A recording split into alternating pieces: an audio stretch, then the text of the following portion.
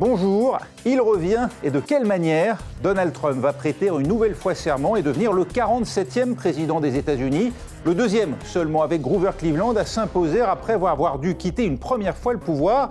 C'est dire si son retour déjoue les pronostics, d'autant qu'il aborde ce nouveau mandat aux antipodes de 2016 d'une manière beaucoup plus affirmée, à l'image de cette photo qu'il a choisie pour le représenter sur ses portraits officiels, et avec un gouvernement au grand complet qui n'attend plus qu'être confirmé par le Sénat. Vous nous direz ce que cela présage. Joséphine Staron, directrice des études et des relations internationales du think tank Sinopia. C'est donc en tout cas un Donald Trump mieux préparé qu'il y a 8 ans, qui a déjà désigné tous ses candidats aux postes clés de son administration, Mathieu Mabin.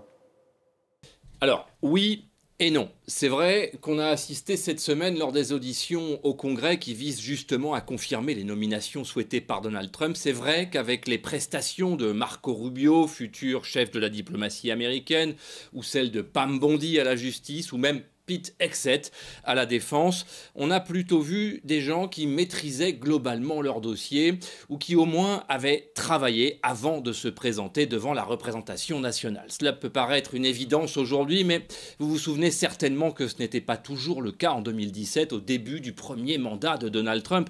D'ailleurs, s'il fallait démontrer qu'il y avait bien un problème de recrutement à l'époque, il suffit de nous souvenir que le gouvernement Trump 1 a été quasiment intégralement renouvelé en 4 ans, avec une valse absolument jamais vue dans l'histoire à la tête de l'État. Mais attention, c'est vrai qu'on a beaucoup dit que Donald Trump avait tiré les leçons de ses erreurs passées, mais n'oublions cependant pas trop vite l'épisode de Matt Gaetz que Donald Trump voulait initialement comme secrétaire à la justice et qui n'est même pas arrivé jusqu'à l'audition devant le Congrès. Et pour être donc confirmés, les candidats à la tête des ministères désignés par Donald Trump sont donc auditionnés par le Sénat, à commencer, vous venez de l'entendre, par Pete Hegseth, figure controversée censée diriger le Pentagone. Léo Péchard. C'est une arrivée tonitruante devant la commission des forces armées. Pete Hegseth, applaudi et accueilli avec enthousiasme par ses partisans au son de USA. Mais pendant l'audition, certains opposants ont décidé de jouer les troubles-fêtes, interrompant à plusieurs reprises l'ancien présentateur de Fox News avant d'être évacué, manu militari. Celui qui convoite le poste de secrétaire à la Défense a pour le moins un profil controversé. Parmi ses déclarations choc, sa volonté de ramener la culture du guerrier au Pentagone, devenue trop woke selon lui. Cet Américain de 41 ans s'est aussi opposé par le passé à la présence des femmes dans les troupes combattantes. Donald Trump, comme moi, veut un Pentagone focalisé sur la létalité, la méritocratie, la conduite de la guerre, la responsabilité et la préparation. Les élus démocrates n'ont pas manqué de faire des critiques cinglantes contre cet ancien militaire, accusé d'une consommation excessive d'alcool et d'agressions sexuelles. Par ailleurs, il assure vouloir réhabiliter des techniques d'interrogatoire proches de la torture. Dans votre livre, vous écrivez la guerre aux guerriers. Vous écrivez « Devons-nous suivre la Convention de Genève ?» Vous êtes le 9e candidat que j'ai eu l'honneur d'auditionner comme membre de la commission sénatoriale des forces armées. J'ai voté en faveur de tous vos prédécesseurs, y compris ceux de la première administration Trump. Malheureusement, vous n'avez pas le caractère, le sang-froid et la compétence nécessaires pour occuper le poste de secrétaire à la Défense. Les démocrates ne pourront pas à eux seuls s'opposer à la nomination de Pete Hegseth dans un Sénat contrôlé par les républicains. Les autres candidats de l'administration Trump seront, eux, auditionnés dans les semaines à venir. Parmi eux, Robert Kennedy Jr., figure des anti-vaccins, choisi par Donald Trump pour le poste de secrétaire à la santé.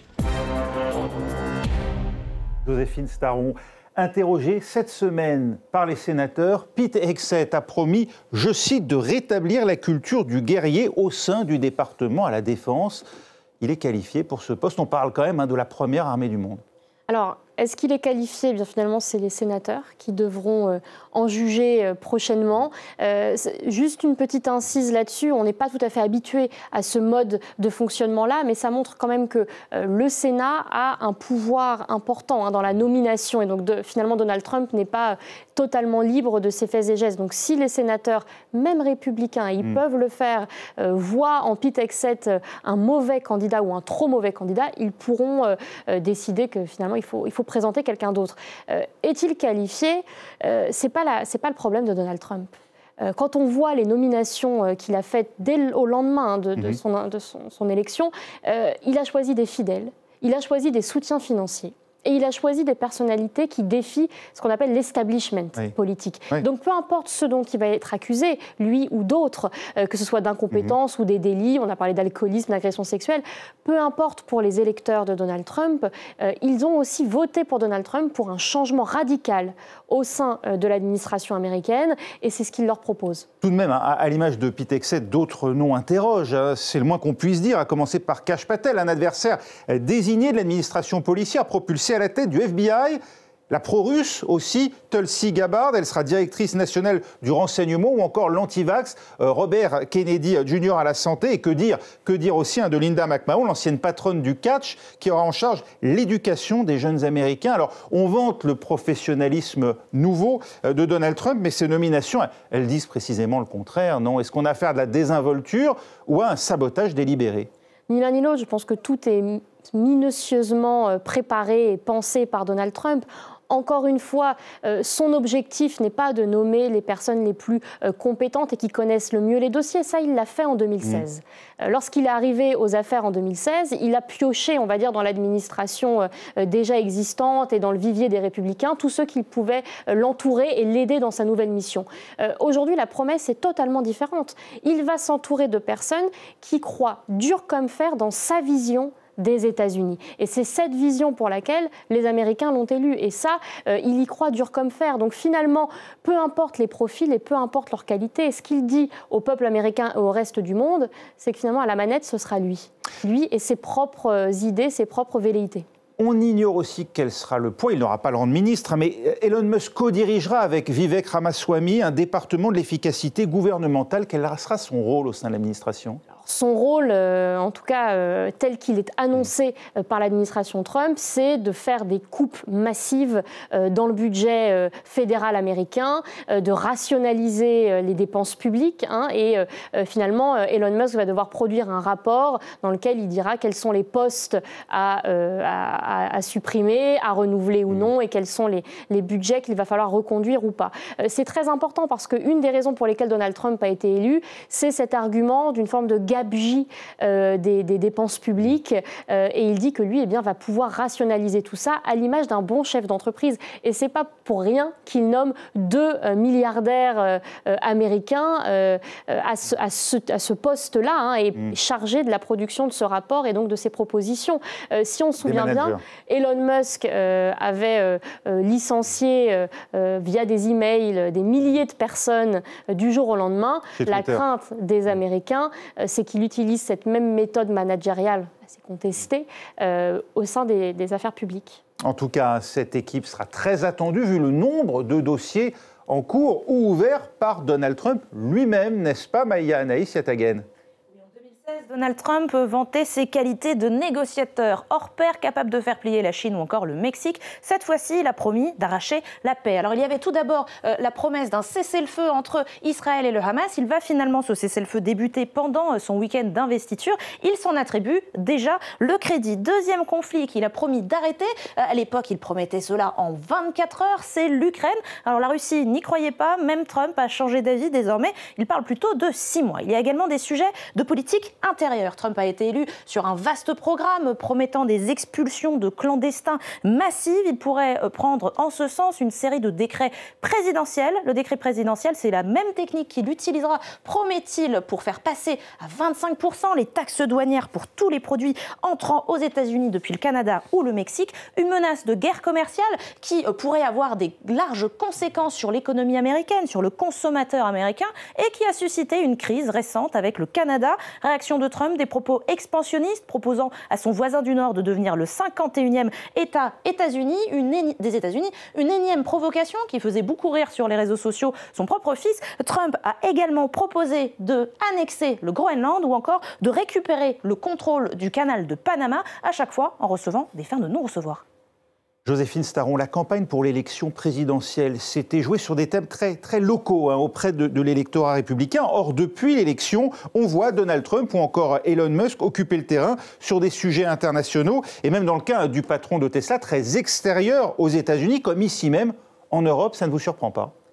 Alors, Ça ne peut pas surprendre parce que déjà on se souvient quand même du premier mandat de Donald Trump, qui était certes un mandat où il se voulait non interventionniste puisqu'il se retirait, comme il le disait, des affaires internationales, mais pour quelqu'un qui sortirait, il était quand même extrêmement présent. Là, depuis son élection, il ne cesse de parler de sujets finalement de politique internationale. Pourquoi ? Eh bien parce que déjà il est rattrapé par un contexte. Il faut savoir que dans cette période de transition entre les deux administrations, eh bien Donald Trump, comme tous les anciens présidents élus, a droit à des briefings quotidiens sur la sécurité et la défense nationale, et donc il doit être au courant au plus près des dossiers. C'est probablement aussi ce qui lui montre que certains sont plus complexes que ce qu'il le pensait, notamment le dossier ukrainien. Maintenant, 6 mois et plus assez heures. C'est ça, et puis peut-être 1 an, on verra. Pour le régler. Elon Musk, c'est un peu différent. Elon Musk a fait quand même des sorties assez inattendues en accusant le chancelier allemand, le Premier ministre britannique d'être des incapables, en appelant à voter pour des partis d'opposition, ce qui est de l'ingérence étrangère. Alors il n'est pas encore intronisé dans l'administration Trump. Néanmoins, si ce type d'attaque était réitéré à partir du 20 janvier, ça prendrait une tournure encore tout différente. Les prétentions exprimées par Donald Trump sur le Groenland, sur le canal de Panama et même sur le Canada, avant même d'entrer au pouvoir, il faut les prendre au sérieux quand on sait à quel point lui-même s'est élevé contre les guerres en Irak ou en Afghanistan. Alors sur le Canada, c'est un point différent. Pour l'instant, je ne dirais pas que c'est une boutade. Il faut prendre tout ce que dit Donald Trump au sérieux. Néanmoins, c'est un dossier à part. Le Groenland et le Panama, c'est différent. Que ce soit au Groenland ou au Panama, il y a des enjeux économiques pour les États-Unis qui sont majeurs. La menace qu'il brandit d'augmenter les droits de douane à tire-larigot, finalement, c'est le seul levier de chantage qu'il peut utiliser sur des alliés. Le Panama, le Danemark qui détient le Groenland, ce sont des alliés des États-Unis et donc ils ne les menacent pas de guerre directement, bien évidemment. Mais ces menaces sur les droits de douane, eh bien, pour les partenaires commerciaux des États-Unis, c'est pas rien. C'est d'ailleurs pour ça que vous avez vu qu'en Europe, lorsque Donald Trump parle d'annexer le Groenland, les réactions ne sont pas aussi virulentes qu'on aurait pu le penser. Il y a une forme d'attentisme au sein de l'Europe sur ces enjeux-là. Peut-il le faire ? La réponse est oui. Il y a différentes manières pour lui de le faire. Une attaque armée, ça paraît improbable, non pas parce qu'il ne pourrait pas le faire, mais parce qu'il a d'autres moyens d'obtenir ce qu'il veut et d'arriver à ses fins. Maintenant, je pense qu'il faut prendre au sérieux tout ce que va dire Donald Trump, surtout à partir du 20 janvier. Et puis autre point de tension avec le Canada, avec le Mexique d'ailleurs aussi, l'immigration clandestine. Donald Trump entend taper fort, il promet la plus grande opération d'expulsion tout simplement de l'histoire. On voit ça avec Alban Mikosi pour France Télévisions. Le mur qui sépare États-Unis et Mexique censé empêcher les entrées illégales. Il court sur près de 1800 km et tout à coup, il s'arrête. Cette passe près de San Diego est devenue un lieu de passage que se transmettent discrètement des milliers de migrants.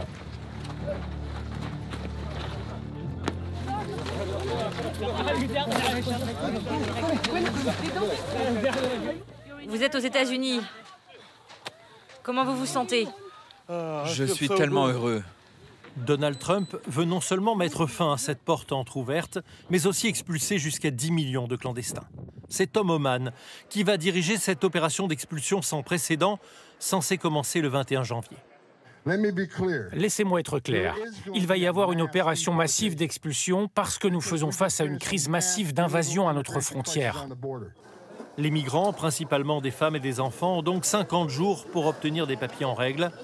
Ou alors, il faudra passer en douce et disparaître dans le paysage. Donald Trump dit qu'il sanctionnera financièrement le Mexique qui laisse passer trop facilement les migrants. Une idée délirante selon Joe Biden. J'espère qu'il va y réfléchir sérieusement. Le Canada et le Mexique sont nos partenaires et la dernière chose que nous avons à faire serait de gâcher notre relation. Joséphine Staron, s'il expulse tous les immigrés en situation irrégulière, on parle d'au moins 11 millions de personnes, c'est crédible, ça il peut le faire, des descentes dans les lieux de travail comme on l'entend. Alors, encore une fois, 11 millions de personnes, vous imaginez le nombre de forces de l'ordre qu'il faudrait déployer pour aller se saisir de toutes ces personnes-là. L'enjeu, il est quand même économique, parce que 11 millions de personnes, c'est aussi une bonne partie d'entre eux des travailleurs, qui donc contribuent à l'économie américaine, notamment dans les États du sud des États-Unis, où ils occupent un certain nombre d'emplois d'emploi, même si c'est illégal. Donc il y a une forme de complaisance des autorités américaines depuis des années et des années. Dans ces villes qu'on dit sanctuaires. Effectivement. Donc quelles seront les conséquences économiques quand même de la perte de 11 millions de potentiels travailleurs, alors en tout cas de tous les actifs parmi ces migrants? C'est une question que les milliardaires du camp Donald Trump lui posent quand même. Ça, on a vu que ça incitait forcément à la prudence. Voilà. Le peut-il? Encore une fois, en un jour, probablement pas.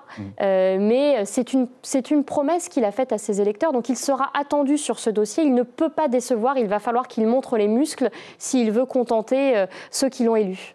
S'agissant de l'Europe, à présent, Donald Trump menace d'augmenter les droits de douane, manière selon lui de rééquilibrer les échanges commerciaux avec les 27, Alix Le Bourdon.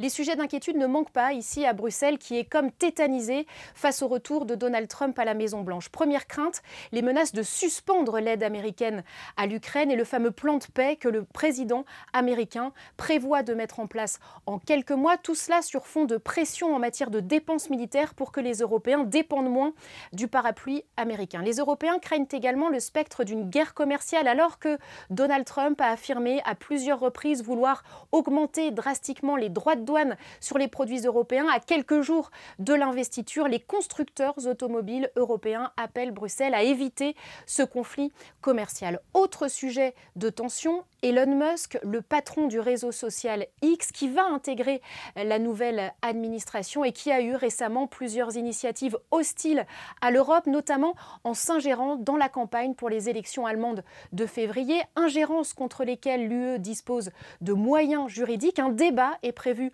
au Parlement européen, lors duquel une majorité d'eurodéputés devrait fustiger l'interventionnisme d'Elon Musk et pousser la Commission européenne à sanctionner le réseau social X.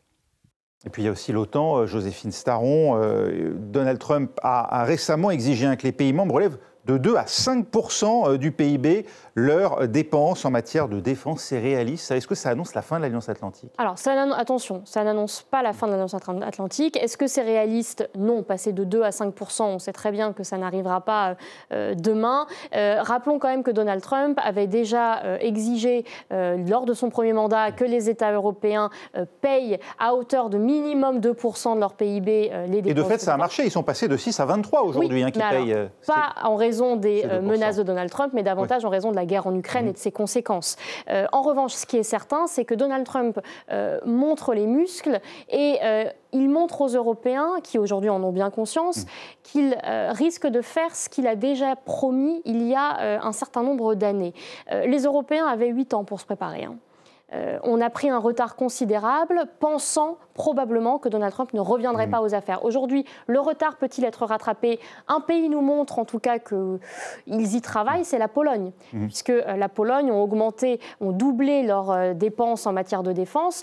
Les autres États le pourraient-ils? C'est une question de choix politique, mais si on prend l'exemple de la France, par exemple, ou de l'Allemagne, qui est dans une situation d'instabilité politique également, on voit mal comment un budget pourrait être voté, ne serait-ce que pour passer à 3 ou 4% du PIB. Et lorsqu'on voit en tout cas la dynamique qui accompagne son retour au pouvoir, difficile d'imaginer qu'il y a à peine 4 ans, Donald Trump s'était compromis dans une offensive sans précédent contre la démocratie américaine, contestant sa défaite au point d'inciter ses partisans à prendre le Capitole par la force. Vous voyez cet extrait de l'émission Billet Retour, 4 ans après, la nation américaine divisée, par Fanny Allard. Affublé d'un masque de centurion, Brandon fait partie des personnages du 6 janvier dont le visage a fait le tour du monde. Sur ces images issues de son téléphone, on le voit au parc de l'Ellipse avant qu'il ne suive la foule et marche vers le Capitole sans intention violente. D'un seul coup, on a entendu « Ils nous laissent entrer ». Et c'étaient des policiers du Capitole. Certains sont tout de suite entrés. Moi, j'étais sceptique. Puis je me suis dit, ok, c'est notre Parlement, c'est comme ça que ça s'appelle la Chambre du peuple. Je sais aussi comment l'Amérique a été fondée, et nous avons le droit et le devoir de renverser un gouvernement tyrannique. C'est là que je suis entré. Emporté par l'excitation du moment, le jeune homme d'alors 26 ans ne semble pas prendre la mesure de ses actes. En sortant du bâtiment, il donnera une interview à CNN devenue célèbre et qui permettra ensuite au FBI de l'identifier.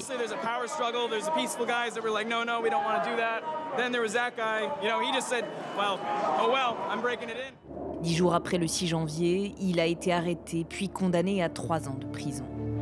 Daniel Hodges est l'un des policiers de la ville de Washington, déployé au Congrès le 6 janvier. Son expérience n'a pas été celle d'une foule pacifique. Mais à mesure qu'on se rapprochait, la foule devenait plus dense et plus agressive. Le policier et son peloton ont tenté en vain de maintenir les protestataires en dehors du bâtiment, mais face à la densité de la foule, ils ont fini par céder. L'homme derrière le masque est Daniel Hodges, brutalement attaqué par un manifestant. J'ai tenu autant que j'ai pu, jusqu'à me retrouver coincé contre l'encadrement d'une porte en métal.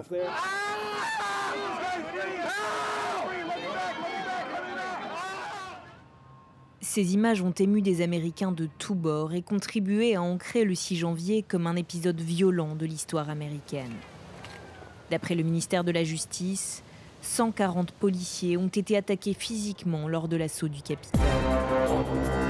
Joséphine Staron s'est engagée à gracier les insurgés du Capitole, Donald Trump, qui dans le même temps ne rate pas une occasion pour promettre une chasse à ses opposants, quitte même à user des moyens de l'État. Ça donne le ton de ce que sera sa présidence? Oui, ça donne le ton, mais le ton, on l'avait déjà senti lors de la passation, les 2 ou 3 mois de passation entre Donald Trump et Joe Biden. Donald Trump n'a jamais reconnu sa défaite.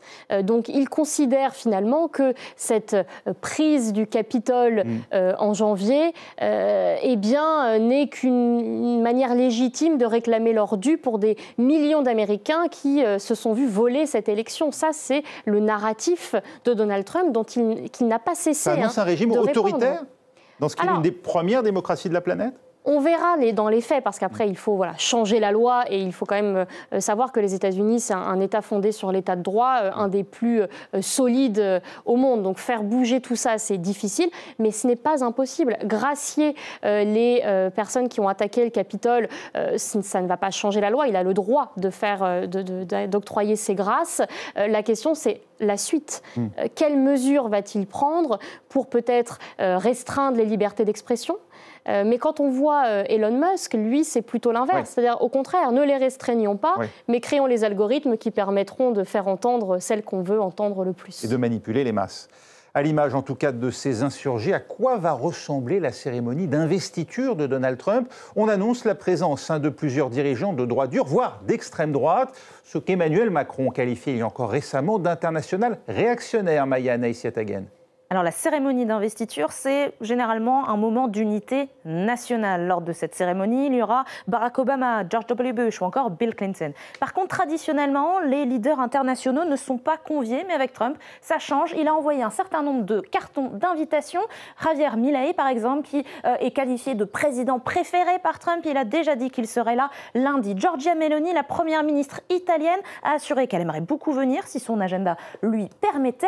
Pour le cas du Brésilien Jair Bolsonaro, il voulait s'y rendre, mais il est frappé d'une interdiction de quitter le territoire brésilien, donc ce ne sera pas possible pour lui. Et un dernier allié de Donald Trump, Viktor Orbán, le Hongrois, lui a décliné l'invitation. Tout cela était ou sont au pouvoir. Il y a d'autres invités, et comme vous l'avez dit, ils sont à droite, très à droite, à l'image de Nigel Farage, le chantre du Brexit, de Tino Kruppala, le porte-parole de l'AfD allemande, de Éric Zemmour, le chef de Reconquête en France, ou encore de l'ancien Premier ministre polonais Morawiecki, qui est devenu chef des partis d'extrême droite du Parlement européen. Lui sera là, mais par contre, Ursula von der Leyen, la présidente de la Commission européenne, elle n'a même pas été invitée. Parce que c'est peut-être ça le plus important, ceux qui n'ont pas reçu leur carton d'invitation, à l'image des leaders du Royaume-Uni, de l'Allemagne ou encore du Canada. Et enfin, peut-être qu'au-delà des dirigeants politiques, ceux qu'il faudra regarder le plus, ce sont les leaders économiques, à l'image de Musk, de Bezos ou encore de Zuckerberg,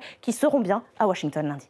Et pour se faire une idée, voyons justement à quoi ressemblait la cérémonie d'investiture de Donald Trump en 2017. Regardez ces images commentées à l'époque par Elise Stern pour France 3.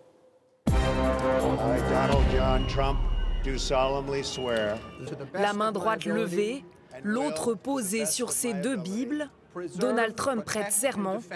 Il est midi aux États-Unis. Il devient officiellement le 45e président, devant plusieurs centaines de milliers de spectateurs. Quelques minutes plus tard, c'est l'heure de son premier discours en tant que président et Donald Trump reste fidèle à lui-même. À partir d'aujourd'hui, une nouvelle vision va diriger notre pays. À partir de maintenant, ce sera uniquement l'Amérique d'abord.